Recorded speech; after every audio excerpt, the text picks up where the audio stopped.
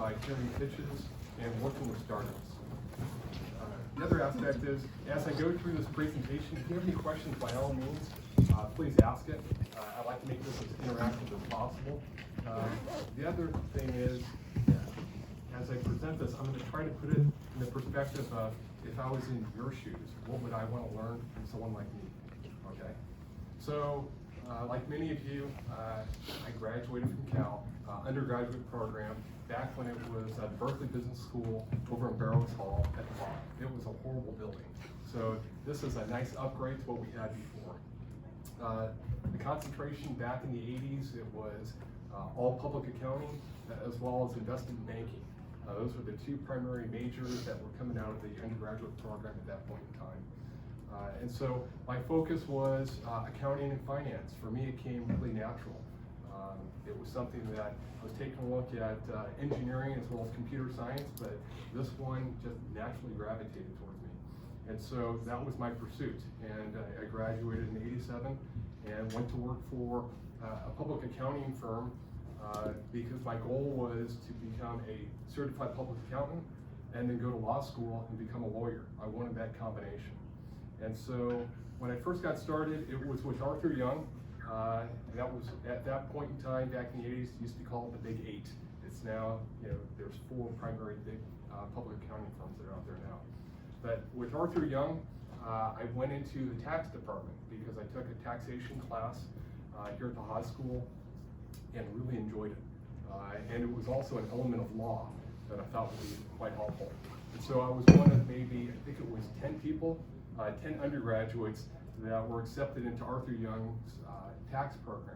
Everyone else either had a master's in taxation or they're a lawyer. So it was a great crowd to be with. And so I started in that program. At the same time, they insisted that I go and get my master's. And so at night, I was getting my master's in taxation through Golden Gate University. And that was an eye-opener because I thought I knew what I wanted, which was be a CPA as well as a lawyer. And my journey didn't turn out that way because about halfway through the Masters of Tax program, I remember this well. It was my birthday. I think I was turning 23 at that point in time, and I'm sitting in this class. It's 9 o'clock at night. I've got all these friends that we want to go out, and I'm sitting there in this tax class, and I'm looking around, and I can't relate to these people. That was one aspect. My eyesight was deteriorating, and I was thinking, what am I doing here? And it was almost as if someone had walked up behind me with a frying pan and hit me in the head, because it was this epiphany that takes place. And I had several of these throughout my life. And so it was like, what am I doing?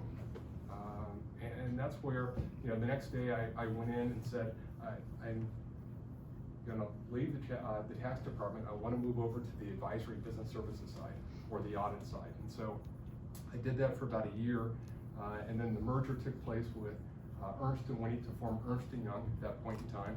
And I think it was a good exercise because if you've ever gone through a merger, it can be quite ugly. From the perspective of a lot of jockeying around of executives, positions that take place, the culture and the environment changes significantly.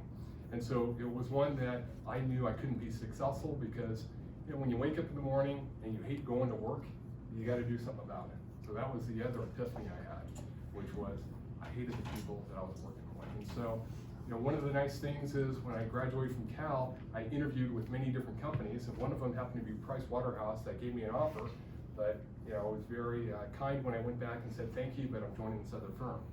So it was very easy for me to pick up the phone and call them, and they re-extended the offer, and I easily joined Price Waterhouse and continued along those lines of working in public accounting and then helping companies go public. So the process of helping a company go from privately held to publicly traded was a wonderful experience in it. Never worked so hard in my life in terms of putting together these big SEC documents. So I did that. I had a chance to speak with quite a few of the founders and entrepreneurs in that process, and I realized, it's a lot of work putting together these documents, and as an accountant, you're taking a look at financial decisions after the fact. You're effectively a historian, financial historian for a company. That wasn't my interest. My interest was I want to be on the other side where they make decisions, where they have a huge impact on the organization itself. And so I realized that, while this was well-paying, that it was interesting, it wasn't for me, and I wanted to do something about it. And so that was this other epiphany that occurred, and that was, taking a look at where I'm at in terms of my career and how do I move things around. And so I think it was shortly after I got promoted to manager at Pricewaterhouse, I had this opportunity. I got recruited away to join this company and work on this very large system. And so that's where I became an independent contractor for about 6 months, and then formed a company called Base Consulting Group, which I'm going to walk you through. And then from there, I'm going to talk about a merger that we had with another company called Knightsbridge. And then I'll tell you about the acquisition. So the company that bought us was HP. Stuck around HP for about a year. So it's really different when you're calling the shots and you're working for a company where you pretty much know everybody, to a company like HP that has over 100,000 employees throughout the world. It's a very different culture in and of itself. So I stayed with HP for about a year, and then became an angel investor through Sandhill, and I've been on both sides where I've invested in companies, I've been recruited to run companies. So I ran Deota as a software company, and then I'm now doing business advisory as well as angel investing. So like I said, I'm going to walk you through my own experiences, and then I'll tell you about perspectives on entrepreneurs, because in my experience over the last 12 years with Sandhill Angels, I think I've heard a little over 750 investor pitches. And so I can tell you right off the bat which ones are going to be good, which ones are going to be successful, and which ones are going to fail miserably, quite easily. So I'm going to give you some perspectives on that. But starting a company. So let's walk you through this entire process that takes place. The idea itself, positioning the company. I'm going to walk you through a time period of various milestones and challenges that occurred. Walk you through a merger that takes place on how to scale, and then the acquisition, and then finally angel investing. So let me give you a perspective. The time period is 1994, and I realize that probably for most of you, you can't remember that because you probably weren't around in 1994. So with this in mind, I'll give you some things that were taking place, and the trends that were occurring.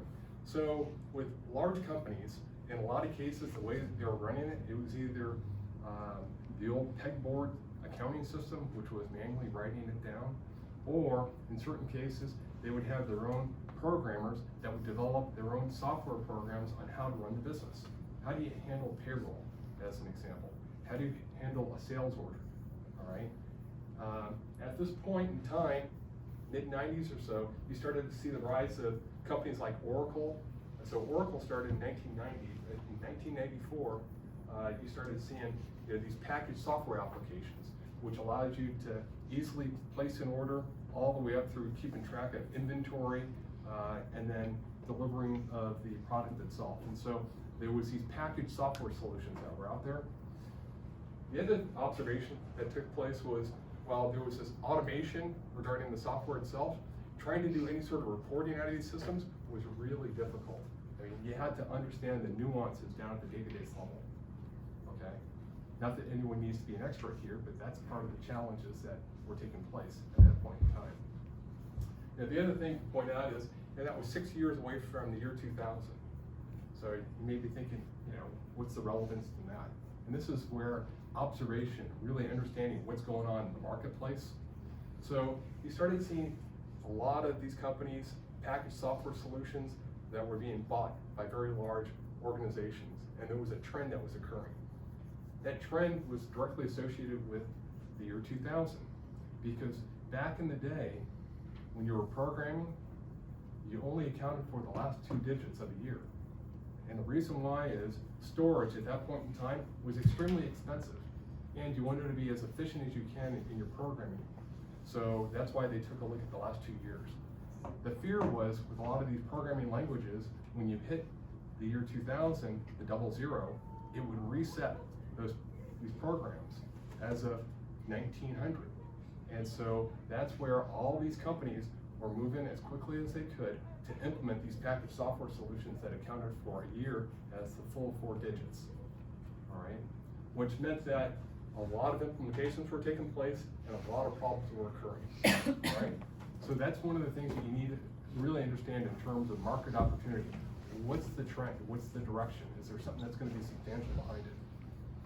The other thing that took place, and this was coming out of working at this company called Barclays Global Investors as an independent. I'll talk about it in a minute. But with these organizations, each one of these business functions had its own sort of software application, which then, if you're trying to do any sort of reporting and analysis, you had to pull from these different systems.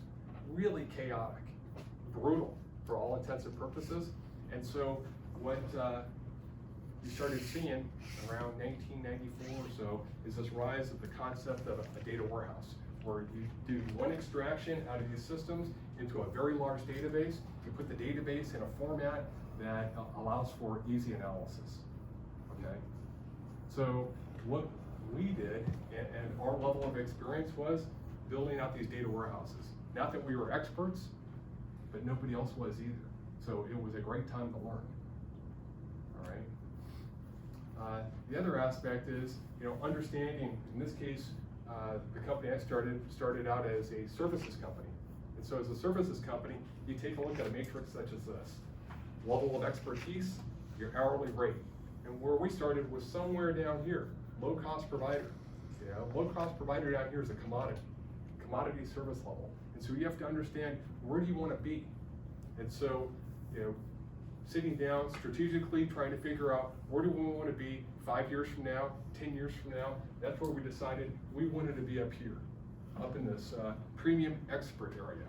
And the reason behind that was, all of my co-founders and I came out of Pricewaterhouse. We were used to working with world-class companies and understanding the challenges that they had. And so we knew that if you're working with very large organizations that had these types of solutions, they'd only want these experts that were up there.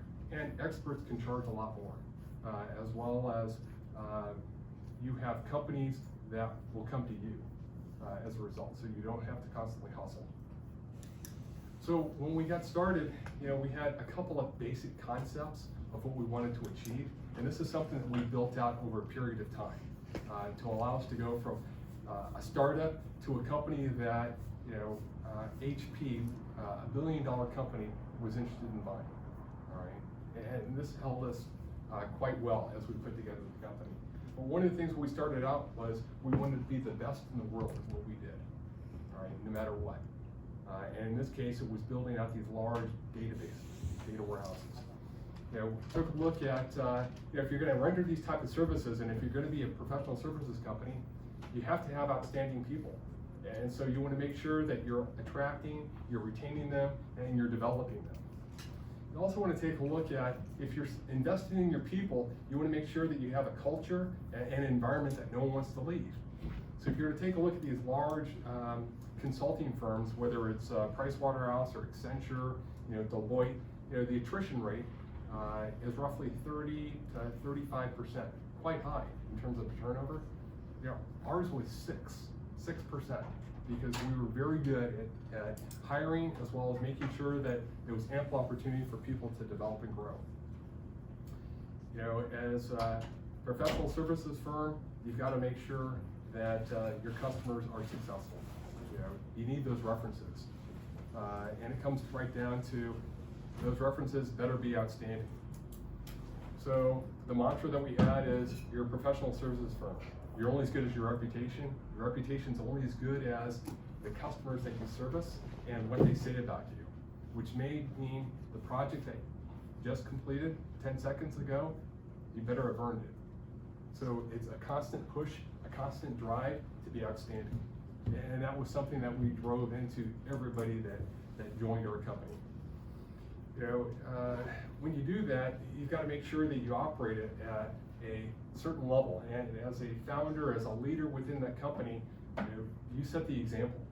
And if you're acting or if you don't demonstrate the highest ethical standards, nobody else will. All right. If you take shortcuts, if you cheat a client, everyone's going to know about it. All right. And so that was something that we wanted to make sure that that was not acceptable within our organization, as well as make sure that everyone knew what we stood for. And then lastly, developing our people. So here's a brief timeline. I'm going to walk you through components of it because some of it was quite painful, thinking about it when we first got started. And this is something that I think everyone, when you start a company, you're going to go through these pain points. So at this point, I'm an independent contractor. I left Pricewaterhouse, became an independent contractor for a company called Wells Fargo Nico. It's actually Wells Fargo Nico Investment Advisors. At that point, it was a joint venture between Wells Fargo Bank and Nico Securities out of Japan, handling very large money management, and now it's known as BlackRock. It went through a couple of iterations that were there. I was recruited away because of one, being a CPA, two, I took quite a few classes here at Cal in computer science, and understood it. I also understood financial derivatives, financial instruments, and how to account for it. And so they asked me to lead this group, which was all of client reporting. So the client reporting statements that needed to be generated out of this system. They wanted someone that could help them define the requirements and work with the programmers to help put together the specifications. And so I joined them with the intention of eventually becoming an employee after a year. But about 6 months into it, I had several other colleagues that were on this project as well. We decided to form a company, a services company where we would make Wells Fargo Nico our first client, which we did. And some of the common nuances regarding my business partners, we all came out of Pricewaterhouse, and we were all independent contractors at that point in time. Originally when I was taking a look at it, the team, when we first got started, there was 9 of us that sat down in this conference room over at Wells Fargo to discuss it.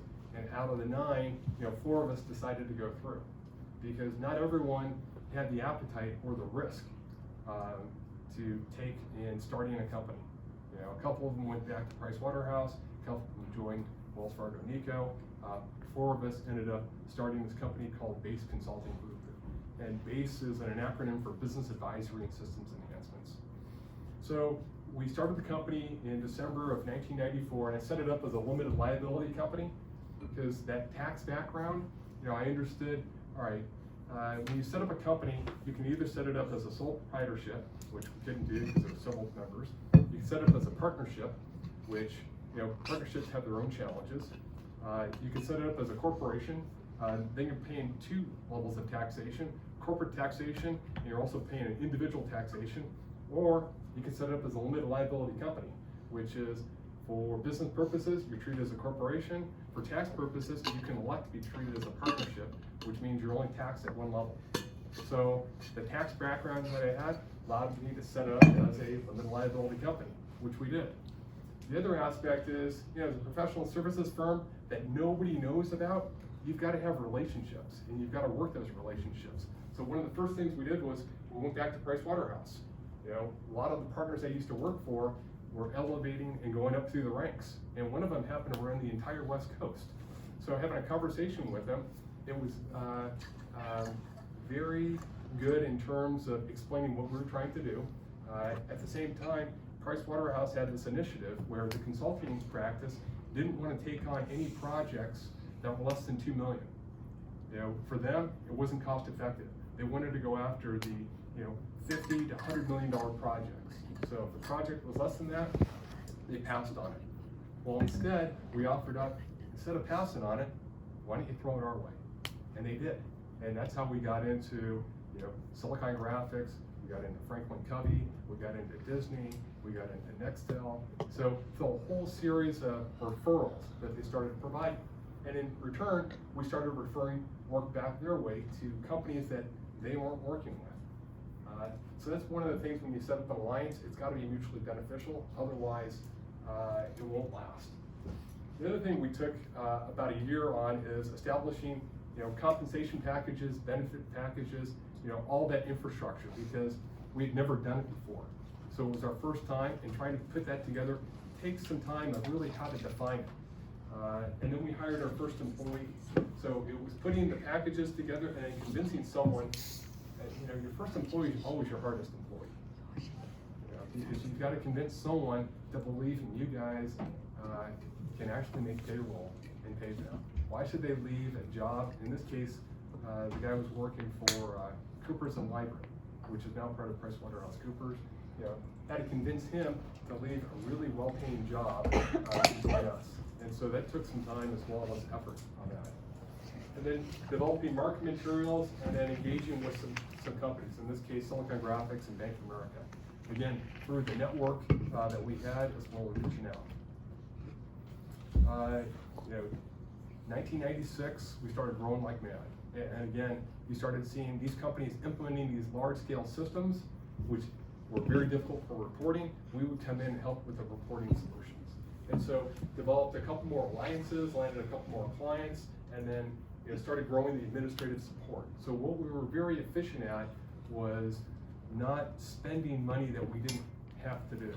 So the first couple of years, because we were professional services, we're out at our customers working on these type of projects. We didn't have an office. We had a PO box in San Francisco. We all had cell phones, so we were able to conduct business that way.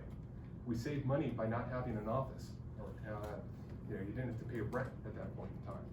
So it was all virtual the first couple of years, which allowed us to put the money away, just sock it away to build that up. In a lot of cases, what we did was on the weekends, we'd come over here to Oz, walk the corridors until we found an empty classroom like this one and use the whiteboard to sketch out, hey, what's our business plan? What do we want to achieve this year, the next 3 years, the next 5 years? And it's funny, when you start writing down plans and goals, and how do you get to those goals, over a period of time it becomes reality. I'm not sure if it's something that allows you to think about, but it's a target, and it's one of these things that we found quite beneficial. So 97 was something that, as we were growing, we hit a point where I think we were about 20 or so employees, and the company meetings that we were having each month were at Maxfield's bar at the Sheraton Palace, because most of us were working all throughout the day, so we'd meet at this bar. And during happy hour, we'd have our company meetings. And it got to a point where we're taking over the bar. And the other aspect is, there was some challenges because it was all guys at that point. So it was somewhat like a locker room mentality. We realized, this isn't gonna work, So trying to recruit the first female to join the company was another brutal experience for us because it was all guys. All right, at that point in time, what was it? We were 13 or 14 guys. So, that was something we had, we wanted to balance out, and we realized that. When we decided to open up an office, there was a compelling need for that because we couldn't meet at Maxfield's anymore. They didn't want us there. We realized that we needed to have more infrastructure in place, and so we needed an office space. Now, there's 4 founders. Each one of us had a home. Our mortgages were about $1,000 to $2,000 a piece at that point in time. The rent on that office in downtown Oakland was more than our combined mortgages alone, and so we each had to personally guarantee it. And that's where one of the founders, Tim, didn't want to do it. And there's a telling point. Do you want to take on this much risk? Do you want to put your family or expose your family to this? And so that was something that he didn't want to do, as well as he didn't have the same vision of really growing this company beyond just the 20 or so employees. And so we ended up sitting down and having a very candid conversation, buying them out of this process. The other aspect is, as we were growing, you take a look at your business and how things are shifting, and we took a look at the compensation model and realized we needed to change it. It was something where we had, you were rewarded for the amount of work that you actually completed and how fast the project got done, because a lot of our contracts were bonuses that were laid into it. We had one employee that was working so hard, he ended up putting himself in the hospital because of the hours that he was putting in. And we realized that while the compensation program that we had in place was great for getting work done, and our clients were extremely happy, it wasn't healthy. And so we had to make some adjustments to it. And then from there, really taking a look at how to grow this company out and taking a look at other new customers. 98 was continued expansion, and what we saw was bringing on these other responsibilities. So the director of HR was probably a blessing for us, because as you grow, you try to bring on people that share the same values, and you try to emphasize the same values. You're always going to have employee issues, and so let me share a couple of employee issues that we encountered, and this is what drove us to getting a director of HR as quickly as possible. We had this project down in the South Bay where we had one of our consultants that was out there, brilliant guy. He had worked with us at Wells Fargo Nico.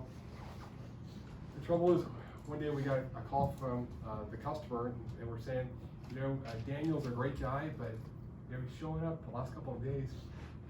I can see his underwear. What?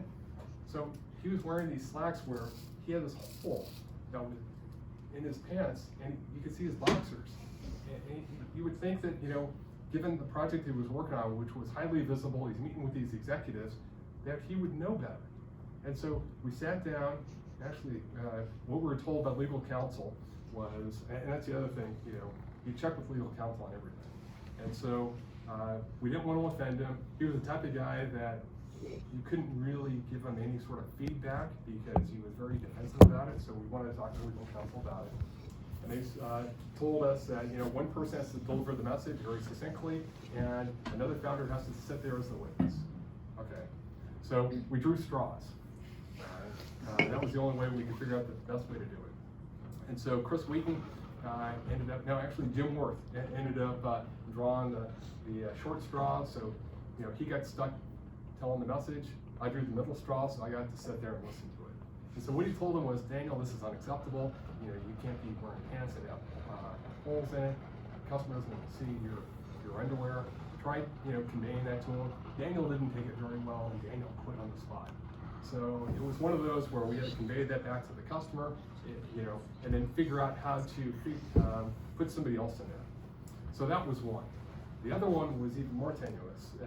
In the office itself, we got very successful at recruiting female employees after the first one. And so half our office, and we probably had about 15 people in the office, half of them were women at that point in time.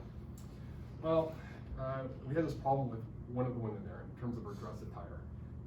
Just like Daniel, in terms of it being offensive. So the one gal who I had known because she was one of our early employees and was working out at B of A, and now she was in the office.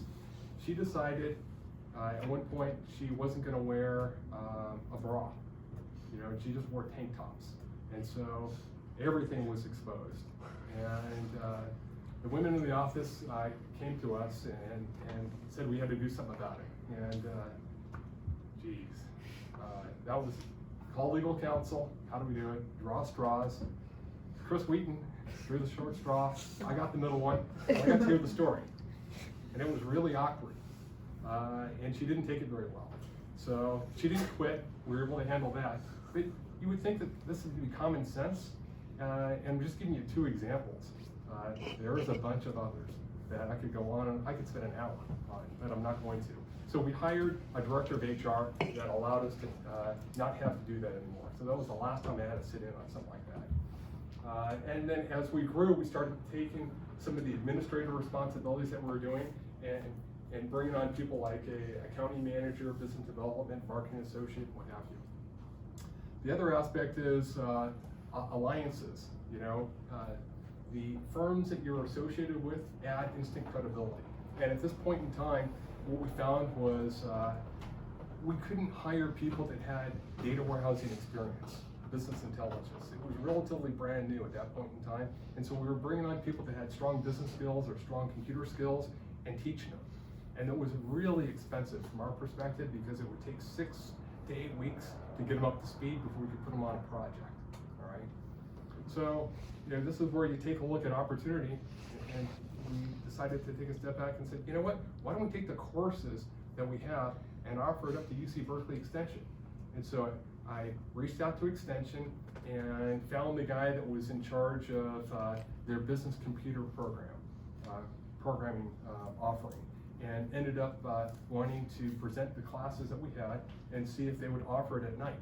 And so I remember meeting with him and several of his colleagues, a guy named Tom Roush, and it was funny because it's a small world and there's a lot of dots that could be connected. In this case, we're there early, sitting, talking there with Tom, who's running the program over at Extension, and come to find out, hey, Tom used to work at Pricewaterhouse too, and he used to work for the same partner. And the other aspect is, we both hated the same guy. And so there was this instant camaraderie that took place, which from that point on, it was rather easy to sit down and talk about, hey, how do we take the course offerings that we have and offer it up through Extension? And it got so good, instead, we developed a partnership with Extension where we were the instructors, so the individuals that were teaching the classes, such as myself, became instructors through Extension. We did revenue sharing, as well as it was a great way for us to recruit and develop new customers out of this program itself. So you take a look at opportunities as you grow your business, because you want to see how you can expand the footprint as much as possible. 99, we took a look, we started losing employees because of the .com era, where you had pets.com or you had Yahoo, you had E-Trade that started recruiting away our employees. And in order to compete, we had to start offering stock options. And so we were able to shift and reorganize from an LLC to a C Corp.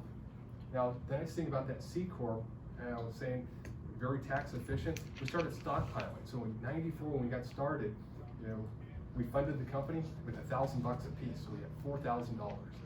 By 1999, we had $1 million in the bank, because we just kept on plowing it back into the company, which allowed us to easily capitalize and then grow this company.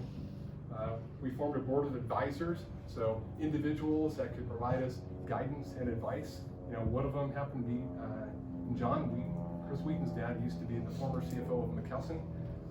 And then another one was Bob Shepard, who was an accounting professor of mine, who had also worked at Pricewaterhouse, as well as was the controller for several other companies. We rolled out the stock option plan to eliminate people leaving us.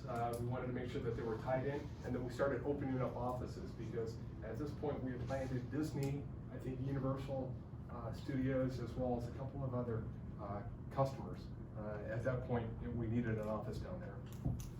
We continued growing like mad, and we got to a point where, when we reorganized, we went from a partnership where there was 3 partners to, in this case, 3 CEOs. And one of the things of having 3 CEOs, it doesn't work.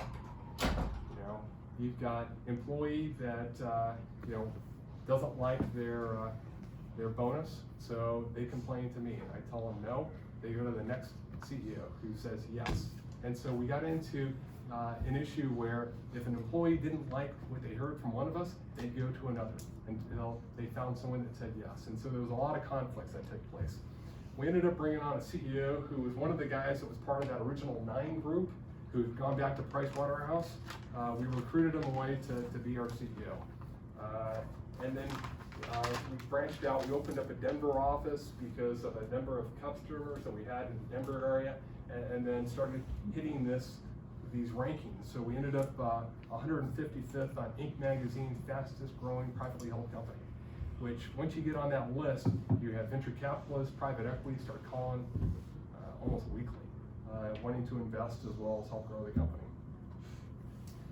In 2001, this is where things got really interesting, because at the beginning of the year, we had this offer by a company that came in and wanted to acquire us. We were already working with them. They were very familiar with us. So in a period of, started in '94, so in a period of 7 years, we had this offer, buying the company for $42 million. We were taking a look at, all right, well, we put $1,000 in. 7 years later, we got an offer for $42 million. There's 3 of us that own it, but you have to throw something to the employees, so you carve out 25%, we figure. Each of us would end up with a little over $10 million. That sounded great. I negotiated the acquisition terms of the agreement itself. And when it was interesting because the company was publicly traded. And so their stock was really skyrocketing at that point in time. And they put a condition in the agreement. The stock was currently trading at $35 a share.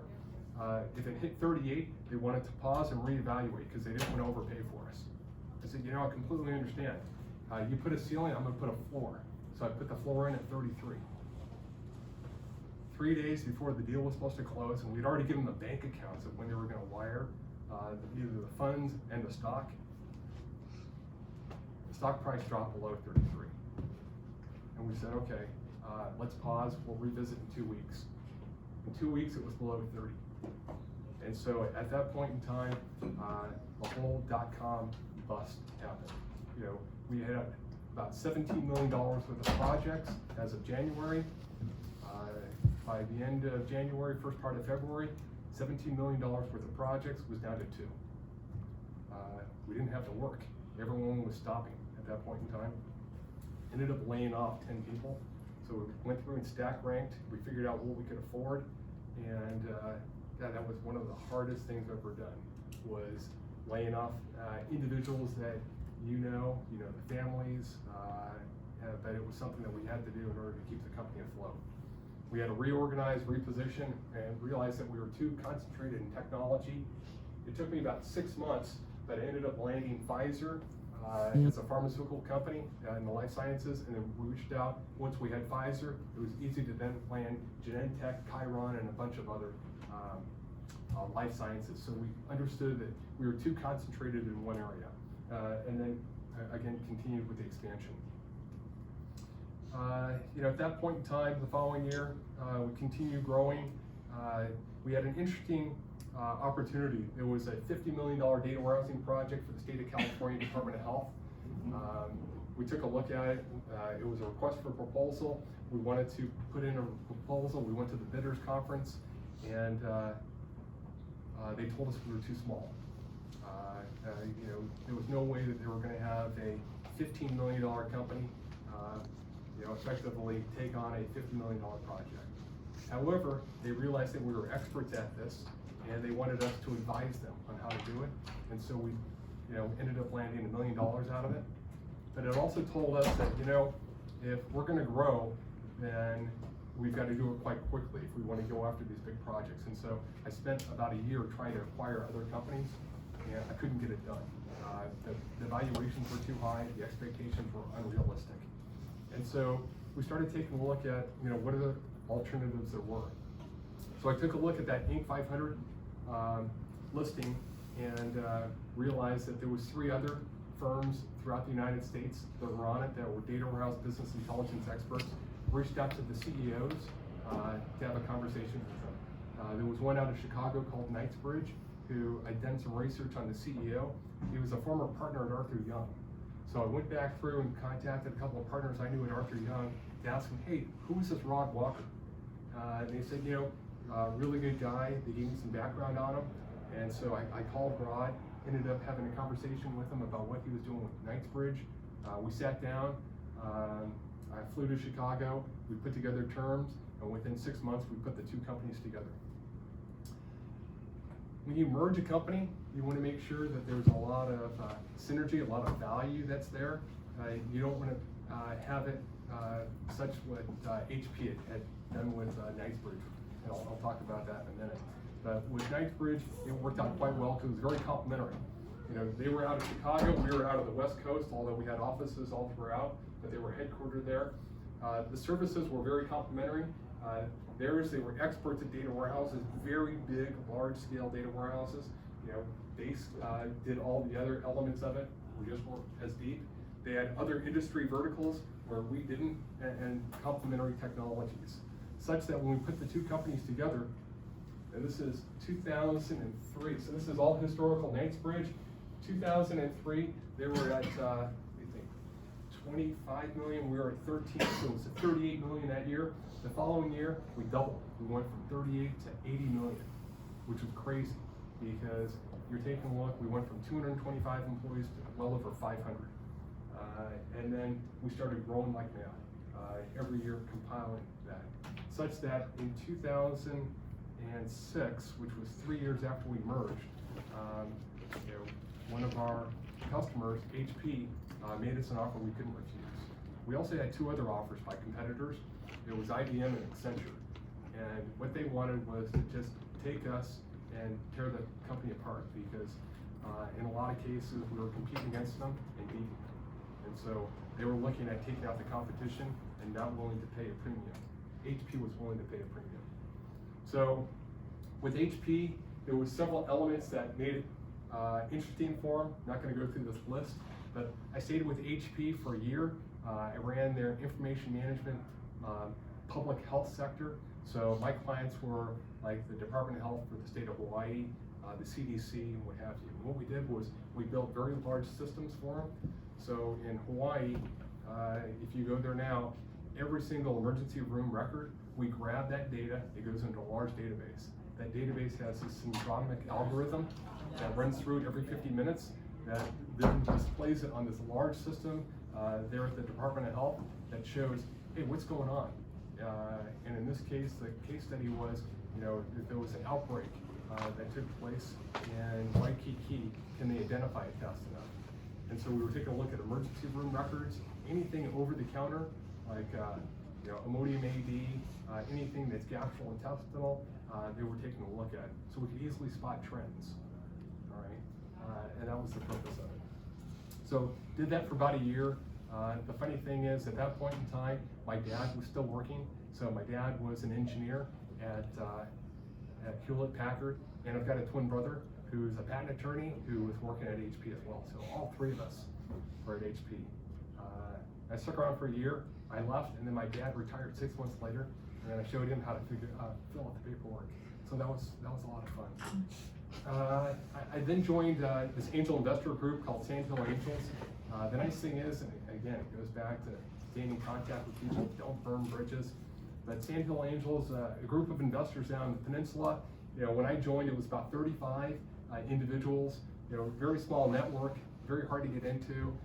The only way I got into it at that point was I had a fraternity brother that was on the board of directors for Sandhill. So it was very easy to have a conversation with John, to learn about the group and join. Because back then, you either had to be a founder of a company or you had to be a senior executive with a very large, prominent company, as well as accredited investor. So we've expanded beyond that. We're now about 120, all accredited investors, looking at different opportunities, mentoring and advising early stage companies as well as investing. There's a number of areas of interest that we have, from consumer products all the way down to semiconductors, and then our portfolio, where we invest. So the range is from 100 to 300,000, minimum of 50, largest has been 2.5 million, and it's been a lot of fun taking a look at these different companies. So most companies fail. I think what's the rule? 80% of new businesses fail within the first year. I can tell you that that happens in investing as well. Okay, but here's the beauty about this type of investing, and there's been a number of studies that have taken place. If you have more than 10 investments in this area of angel investing, on average, you're going to have 4 or so that are going to be complete failures. You're going to lose everything. You're going to have 1 or 2 out of it that are going to return something on the dollar. Maybe 10 cents on the dollar, maybe 25 cents on the dollar. You're going to get less than what you put in. You're going to have another 1 or 2 that are going to be somewhere just over 1, maybe 2 times what you put in, okay? And then you're going to have the 1 that's going to make up for the entire portfolio. So I've had like 25 investments, and I can tell you that stat holds true, because some of the returns that I've had, most recent one was Beyond Me. That came in at about almost 3 times what I put in. I've had others where it's 9 times, 18 times, 43 times.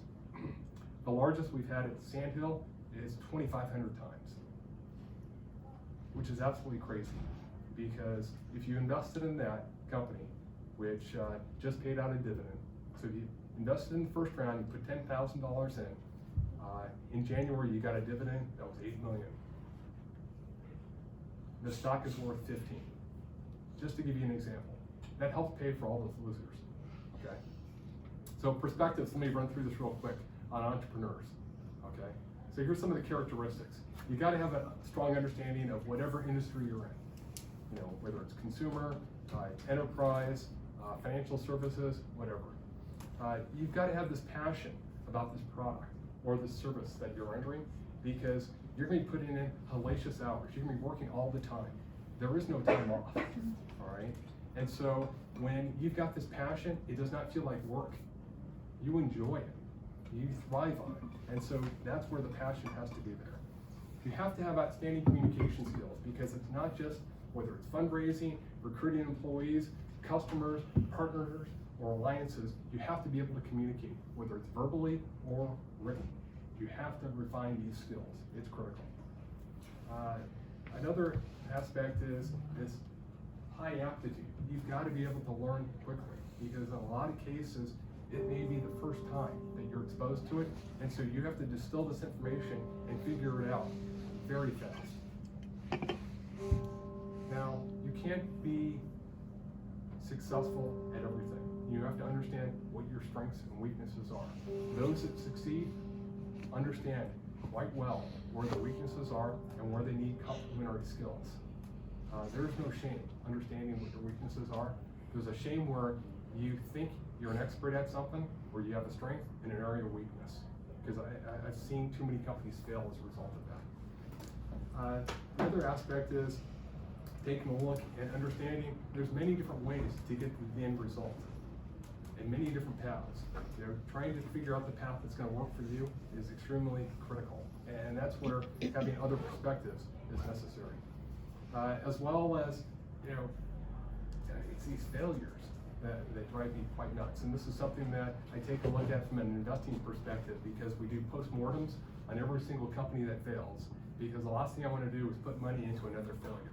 And so you take a look at, you know, what are the failures? How do you learn from these? And how do you make sure that you don't repeat them? At the same time, you can't be afraid of you know, taking risk. Right? So there's this balancing act, this risk and reward that occurs. You're always seeking counsel from experts, trying to validate your understanding or to get different perspectives. And then lastly, you better have some sort of financial acumen.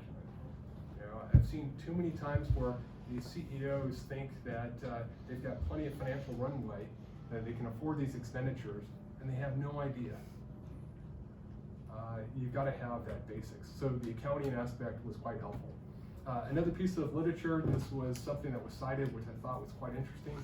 You know, this positive attitude, it's an internal optimist. But at the same time, you have to be a realist. You have to understand that in terms of these opportunities, you know, there's an abundance. You know, you may think that, you know, everything has been tried, but that's not the case. You take a look at, you know, like Beyond Meat as an example, as one, where you've got a whole new product category.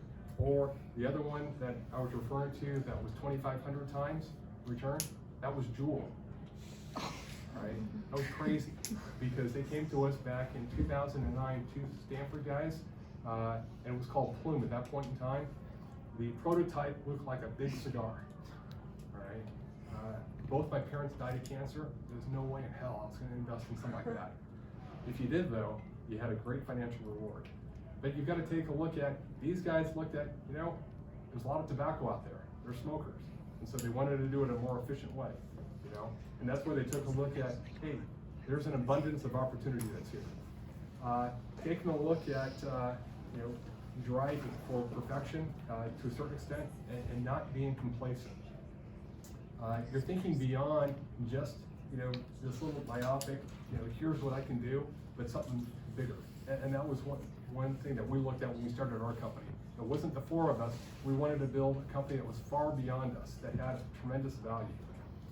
You're also a realist. You think about things practically, meaning you understand you can't be a premium provider overnight. It takes years. You have to earn it. And so you have to understand step by step what you need to do, as well as, again, that driving force of not being put off by failure. And you're persistent. All right? That doesn't mean you're willing to take no as an answer. You're driving for trying to make sure the company's successful, which means in a lot of cases we're going to do everything humanly possible. All right, that was it. I wanted a question, and I realize it's after ours, but no questions?